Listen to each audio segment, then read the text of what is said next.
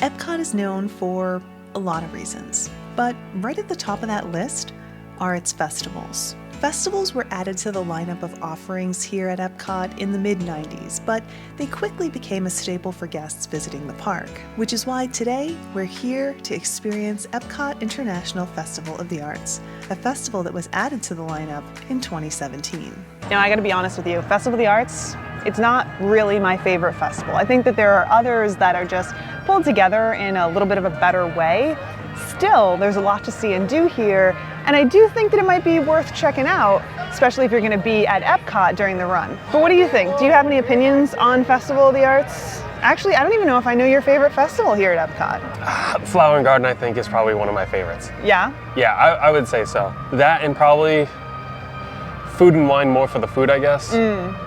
But Kenya's still gone, so that's out. That's a conversation that we'll have to discuss a little bit later, probably when Food and Wine rolls around. But today we have a lot to experience here at the Festival of the Arts, and we want to tell you all about it. So we do need to check out some food, of course, because this is an EPCOT festival. We are going to check out some of the entertainment, hopefully, a little bit later today. And, you know, there's a lot of people out there who are saying that they're not seeing enough coverage of the artwork here at Festival of the Arts, and I mean, it's right in the name, so.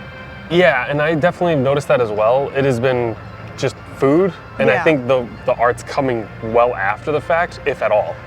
It seems like already people are moving on from it. So we're gonna fix that. We're gonna talk about the artwork today and talk about some fun opportunities that you have to participate, but look, let's get going. Yeah, we got work to do. All right, let's go. Like with every festival here at EPCOT, our first order of business is to get our festival passport. This is a free booklet that's available throughout the park and serves as a guide for everything the festival has to offer. It's truly a must if you're planning on experiencing any festival here, and this one is no exception. We love to skim through and plan our day using this passport, plus there's other fun that you won't want to miss out on inside, so be sure to grab one on your way in or when you're at a booth. Now, there are a few things that are quintessential to any EPCOT festival.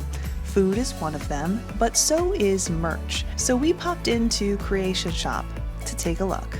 Now for me, the merchandise for this fest, it's kind of a miss. I don't really care for anything in there. I do like the lug bags, but not the style of them, more like the functionality of them. But what do you think? Do you like any of the festival merch this year? It's cute. I don't really buy the festival merch. It's very rarely that I do, and this festival is no exception. But one of the great things about Festival of the Arts is that there are so many artists here that are selling their artwork, so you don't have to grab something from there. You can commemorate your trip with something even more fun. There's a little bit of something for everyone, especially if a piece of art is a souvenir that's more your speed. From incredible Disney-inspired artwork to something that would be a much better fit for your aunt who likes wine more than Disney, you can find something to suit almost everyone's taste, if you take the time to look. Now the artwork here can be pretty expensive. Yeah, some pieces are like $10, but it can get into the hundreds and thousands, in some cases like tens of thousands. So it's not gonna be everyone's cup of tea. But just because you're not in the market for a piece of artwork doesn't mean that you shouldn't check out the vendors, because they're all really just little galleries, so you might as well wander through and appreciate the art. Festival of the Arts is also a great opportunity to talk to the artists themselves. In fact, you can sometimes find them signing their pieces and even creating their pieces. So keep an eye out, because you never know who you might stumble into. Now, one of the things that I personally think is so cool about Festival of the Arts is that not only can you watch the artists, but you can also participate. So there is a mural that you can participate in. Everyone can do that. I think it's actually really cool because you don't really know what it's going to be until it all comes together, though they do give you a little bookmark so you know the piece of art that you're working on. But if you're here at just the right time, you might even be able to participate in some of the chalk art. Now, this is something that's kind of rare, but very rare. Every now and again, we have seen artists pulling guests aside so that they can participate and contribute to this beautiful artwork. It's temporary, you have to enjoy it while it's here, but I just think it's the coolest thing and just an awesome opportunity to participate in the festival right here at EPCOT. And I think with all of that, one thing I love about it is the fact that I am horrible at drawing.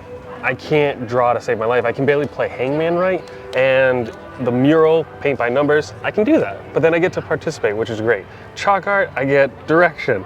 It's great. And then you create something magical when you definitely can't do it on your own. So for someone like me, I absolutely love it. Now, I don't know about you, Russ, but kind of getting hungry. Yeah, it's time to eat. Let's do it.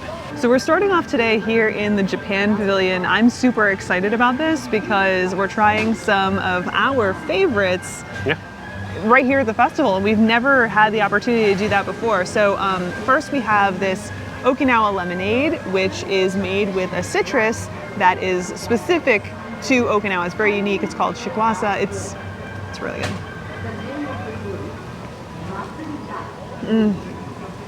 Is it that? That is it. That's it? It has a really unique taste. It's really good. Absolutely delicious. Now next we have taiyaki, which is something you might even be familiar with. It's like this little fish-shaped pastry, and it's filled with red bean paste, which is a favorite of mine. It's so hard to come by here in the US because it's not very popular here, but I'm looking forward to giving this a try. This is like a flaky pastry though, which is a little weird. It's a different style, yeah. Yeah. You got nothing but bread. It's weird. Normally it's like kind of like a pancake consistency, I guess, or a waffle is the best way to describe it. But this is like puff pastry. But let's turn this around, get a bite. There you go. Oh yeah, even the fishes, yeah. The red bean paste is definitely red bean paste. Ooh, I'll take that though. Well, I'm going to use it. Oh, I'm sorry. Take it because I want to try here. You can take that. All right. I want to try this. Yeah.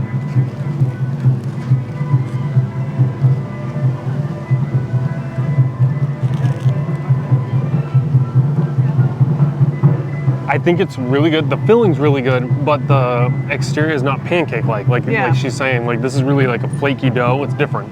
Yeah, I mean, it's fine. It's just not the. It's not the like an original style. Yeah. This is like a blueberry cream, and it's good. And it's got boba on there too. Now, before we move on from here, because we do need to make our way to funnel cake. Russ has funnel cake on the brain. I do want to mention that it felt like a slow start here at the Japan Pavilion today. Now, during some of our past visits, we have noticed that booths start to serve a little bit before 11. Today, it was not the case. And it wasn't just us who noticed this. We heard some people mentioning this as they were wandering through. So just keep that in mind, be a little bit flexible. We are here on the weekend, so I feel like that's a little bit surprising for some people, you know, because it's the weekend, it's a busy day. You would think that things would get going as soon as possible. Not necessarily the case, okay? So keep that in mind. Right alongside the food and the artwork, you can also find live entertainment at the Festival of the Arts.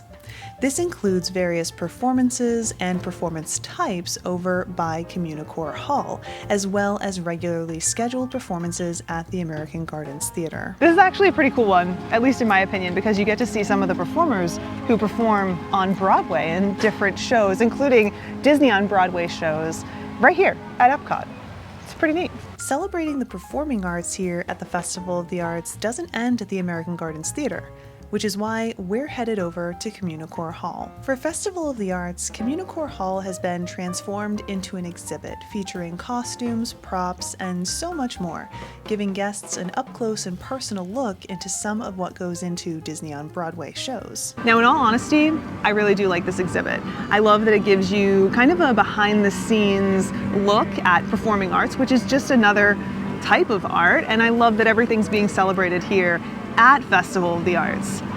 But I do think that this is what Communicore Hall should have been from the very beginning. I know that some of you who are familiar with our previous discussions about Communicore Hall, you know that I've been kind of critical, and I'm just hoping that this sets the bar as we move forward and we see more things like this in this space. But what do you think? No, 100%. This is what it should have been from the get-go. And I absolutely love the fact that we're seeing not just artwork, but we're seeing works of art and, you know, performing arts. Like, it's actually encompassing it full circle, which is awesome. Now, one of the things that I really liked in there was that they have Binford Tool logos on some of the things, like the radios and the sewing machines. Let me know if you know where that's from by dropping a comment down below. Well, we've done a little bit of this and that. Had a little bit to eat. Unfortunately, we didn't get anything beyond the Japan booth because the lines were absolutely out of control. There's no way I'm waiting 45 minutes for a little tasting. No, and I'm just staying status quo where I still have foregone my funnel cake. Yeah. I want one every season and I never get it. No, and you know what? There was no line. No, there is no line. But it just, I read it again and it didn't entice me enough. It just is what it is. Anyway, I do think that this is a fun festival. I do think that there's a lot to see here, but I still feel the way I did when we came into this, you know? This still isn't my favorite festival. I wish it was executed a little bit better, especially here at EPCOT. There's so many additional spaces that we could utilize in order to make the experience of Festival of the Arts a little bit better. A great example of this would be utilizing World Showplace. This is kind of like a convention center that's just behind the Canada Pavilion. I feel like utilizing that, giving people more of a place to go and mingle would be great for this festival, but they do keep most things outside, and you know, that can also make things a little bit hit or miss. When the weather isn't great, the artwork gets covered up and put away, so that's something to keep in mind as well, especially if you're going to be traveling and happen to get caught in the rain like so many have over the past week. Yeah. So, what are your thoughts though? Do you have? Yeah, I think she's hitting the nail on the head when it comes to like utilizing space better, because I think the toughest thing that I think a lot of people don't realize is like these little canopies are just that, they're little canopies, and to be respectful of other people in the space trying to observe the art and or even purchase the art, you have to, you really, it's tight. You're really tight. Yeah. You know, and you know, I think Disney's finally doing some of that with like utilizing the Odyssey Pavilion and stuff like that, but like World Showplace needs to be utilized pretty much every festival, and I don't understand why it isn't. Now, as far as the festival itself, yes, or our experience at the festival today, do you have anything that stood out to you? I hate to say it, but no. I think one thing that's happening with Disney Epcot festivals in particular is they have become very stale. They are the same thing year after year, with very little changes. I do think that Festival of the Arts in particular is a really great example of how stale things can get. Because, you know, especially with a festival like this that celebrates art, I think that you'd expect it to be a little bit different every year. You'd expect there to be something that's tweaked, and yeah, you bring back familiar favorites, but that's kind of why I say Festival of the Arts feels a little bit slapped together, maybe even a little lazy, but stale is definitely a great word for it. Yeah. Of course, we'd love to know what you have to say. So share your thoughts and your previous experiences of Festival of the Arts in a comment down below. Also, if there's anything that you think that we should come back and give a try, we want to hear it. I know that there are some things that we definitely want to try, and we were going to today, but like I said, with the lines and the crowds, it was unbearable. So, you know, that's too bad, but just add it to the list. And one more thing, let us know what your favorite Epcot festival is. I'm looking forward to hearing what you guys have to say. But for now, we're off. Thanks for hanging out with us, and we hope to see you guys next time. Thanks, everybody. Bye. Bye.